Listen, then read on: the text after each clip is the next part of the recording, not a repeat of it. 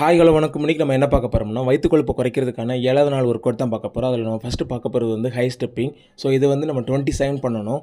So நம்ம ரெகுலராக நம்ம பண்ணுற வார்ம் அப்பில் இதான் ஃபஸ்ட்டு. ஸோ இது முடிச்சுட்டு நம்ம 27 வந்து ரெஸ்ட் எடுக்கணும். ரெஸ்ட் எடுத்ததுக்கப்புறம் நம்ம ரெண்டாவதாக பார்க்க போகிற கிளாஸ் என்னென்னா ஜம்பிங் ஜாக்ஸ். ஸோ இதுவும் நம்ம 27 பண்ணணும். இந்த இது 27 பண்ணி முடிச்சுட்டு அதுக்கப்புறம் வந்து நம்ம மூணாவது ஒரு கிளாஸ் பார்க்கணும். ஸோ இந்த ஃபஸ்ட்டு அண்ட் செகண்ட் இது ரெண்டுமே வந்து நம்ம மார்னிங் வந்து ரெகுலராக நம்ம பண்ணணும். அந்த பெல்லி ஃபேட்டை குறைக்கிறதுக்கு நம்ம ஃபுல் பாடியை வந்து ஆக்டிவேட் பண்ணுறதுக்கு இந்த இது ஒர்க் அவுட் ரொம்ப யூஸ்ஃபுல்லாக இருக்கும். ஸோ அதை முடிச்சுட்டு நம்ம மூணாவதாக பார்க்க போகிற என்னென்னா சிட்டப்ஸு. ஸோ இது வந்து நீங்கள் 10 கவுண்ட் பண்ணணும். ஸோ 10 தடவை இந்த மாதிரி பண்ணணும். ஆனால் 2 செட்டு பண்ணணும். ஃபஸ்ட்டு ஒரு 10 கவுண்ட் பண்ணிவிட்டு அடுத்து ரெண்டாவதாக ஒரு 10 கவுண்ட் பண்ணணும். உங்கள் கையை வந்து உங்கள் தலையில் பின்னாடி ஃபுல்லாக ஹோல்ட் பண்ணிட்டு இந்த மாதிரி புஷ் பண்ணணும். உங்கள் ஃபுல் பாடி உங்கள் இடுப்பு வரைக்கும் வந்து நீங்கள் ஃபுல்லாக புஷ் பண்ணணும். ஸோ தலையை மட்டும் நீங்கள் திருப்பக்கூடாது.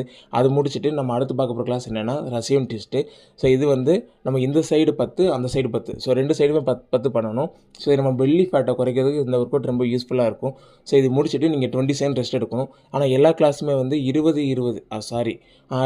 செட் பண்ணணும். ஆனால் இந்த சைடு 10 அந்த சைடு 10 கவுண்ட்டு. ஸோ அது பண்ணி முடிச்சுட்டு நம்ம 27 ரெஸ்ட் எடுக்கணும். நம்ம டேஸ் போக போக நம்ம ரெஸ்ட் எடுக்கிற கவுண்ட்டை வந்து கம்மி பண்ணிக்கணும். ஸோ அது முடிச்சுட்டு நம்ம லெக் ரைசஸ் பண்ணணும்.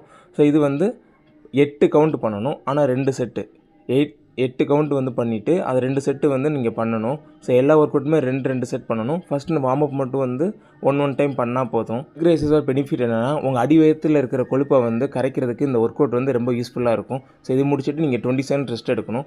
ஸோ ரெஸ்ட் எடுத்ததுக்கப்புறம் நம்ம பார்க்க போகிற அடுத்த கிளாஸ் என்னென்னா ரீக்ளைன்டு ஆப்ளிக் ட்விஸ்ட். ஸோ இதுவும் நம்ம சிக்ஸாக்காக பண்ணணும்.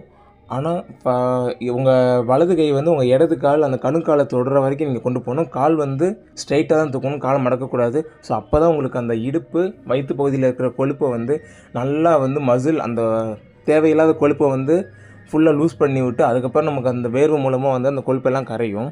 ஸோ இந்த கிளாஸ் வந்து right side 10 left side 10. So 2 set பண்ணணும். இந்த சைடு 10 அந்த சைடு 10.